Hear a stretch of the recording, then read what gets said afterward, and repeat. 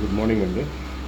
మా వ్యూవర్స్కి, మా సబ్స్క్రైబర్స్కి ఒక చిన్న విషయం మీద మాతో మాట్లాడాలనుకుంటున్నాను. ఇప్పుడు మొన్న జరిగిన ఇన్సిడెంట్ ఏదైతే యూట్యూబర్ అమ్మాయిని చాలా కిరాత్మకంగా భర్త చంపేసింది. నేను చెప్పేదంతా ఒకటేనండి, ఇష్టం లేకపోతే విడిపోండి, ఎవరికి కాదు బతకండి, అంతేకాని చంపడం అనేది పరిష్కారం కాదు, అది కరెక్ట్ కాదు కూడా. భార్యని భర్త చంపడం, భర్తని భార్య చంపడం అనేది చాలా అమానుష్యం.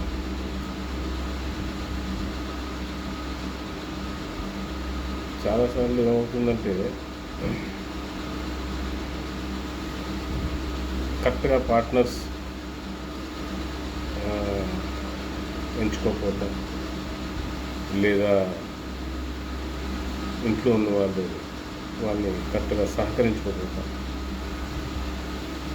బలవంతంగా పెళ్ళిళ్ళు చేయటం, ఏదో 4 రోజుల పరిచయానికి లవ్ అనుకొని ఎఫెక్షన్ని లవ్ అనుకోవటం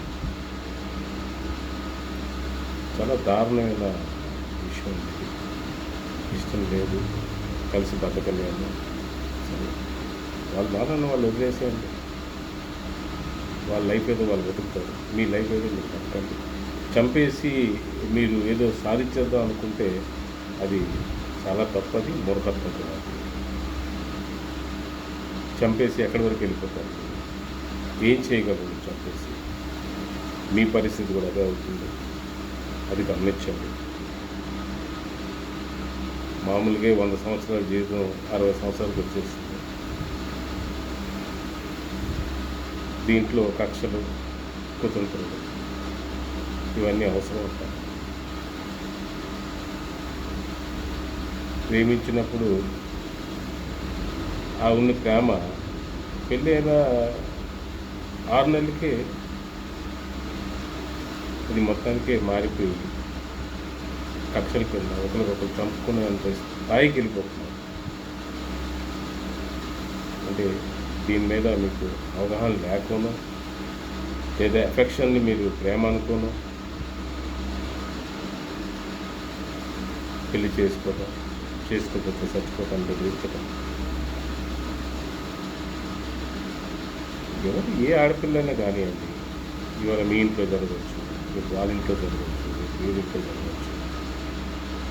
అది ఎంతవరకు సామర్థ్యం చెప్తాను.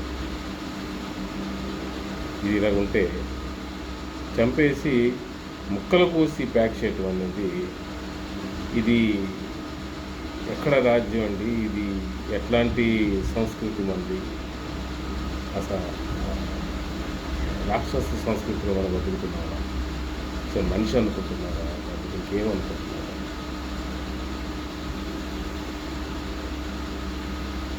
ఎక్కడో సైకో వింటాం మనం, ఎక్కడో సైకోలు ఉన్నారు. సైకోలు అంతా పిచ్చేపి రోడ్డు మీద తిరుగుతున్నారండి. మనలో మధ్యలో ఉన్నోళ్ళే సైకోలు, పెద్ద సైకోలు. దయచేసి అమ్మాయిలు కానీ అబ్బాయిలు కానీ పెళ్లి చేసుకునే ముందు ఒకసారి కూర్చొని పెద్దోళ్ళతో మాట్లాడి ఆలోచించండి, ఒక నిర్ణయానికి రండి. అప్పుడు మీరు ఫర్దర్ స్టెప్ చేయండి. అంతేగా 4 రోజులు సరదా కోసం, 4 రోజులు ముచ్చట కోసం పెళ్లి చేసుకొని ఇంకా చంపితే ఎంతమంది బాధపడుతున్నారో మీరు లైవ్గా చూస్తూ ఉన్నారు. టీవీ పెడితే ప్రతి న్యూస్లో అది. ఇందుకంత క్రూరంగా చంపాల్సిన అవసరం ఏమొచ్చు? ఇష్టం లేదా అమ్మాయితో కూడా ఇష్టం లేదా, పెద్దలతో మాట్లాడి విడిపోండి, అఫీషియల్గా విడిపోండి. చంపి మీరు ఏం సాధిస్తారు? చంపి ఏం సాధించగలరు? నిన్నెవరో చంపుతారు. చంపుకోవడం పరిష్కారం కాదు. పెద్దలు ఉన్నారు ఇంట్లో, వాళ్ళతో కూర్చొని మాట్లాడి ఒక డెసిషన్ తీసుకుని, ఇష్టం లేదు నేను విడిపోతున్నాను, గవర్నమెంట్ వాళ్ళు బతకండి, హ్యాపీగా బతకండి. ఎవరు కాదనట్లేదు కదా. చాలా చాలా తప్పండి ఇది. చాలా తప్పు. చాలా బాధాకరమైన విషయం ఇది. చాలా బాధాకరం. ఒక మనిషి ఎలా చంపగలడండి? నీతో పాటు కలిసి జీవిస్తున్న ఒక అమ్మాయిని నువ్వు చంపి, అది కూడా విన్నాను న్యూస్‌లో, ఆమె కూడా ప్రెగ్నెంట్. అసలు మనిషివేనా నువ్వు అసలు? బతికే అర్హత ఉందా నీకు అసలు? భూమి మీద ఎంతమందిని ఇబ్బంది పెట్టావు, ఎంతమంది బాధపెట్టావు. చేసేవాడు, తప్పు చేసేవాడు ఖచ్చితంగా అనుభవిస్తాడు. ఖచ్చితంగా అనుభవిస్తాడు. అంటే ఎటువంటి డౌట్ లేదు.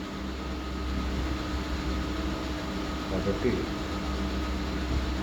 నా ఈ మెసేజ్ ఒక 1% పబ్లిక్ చేరినా నేను సంతోషిస్తాను. ఏదో ఒక మార్పు రావాలి.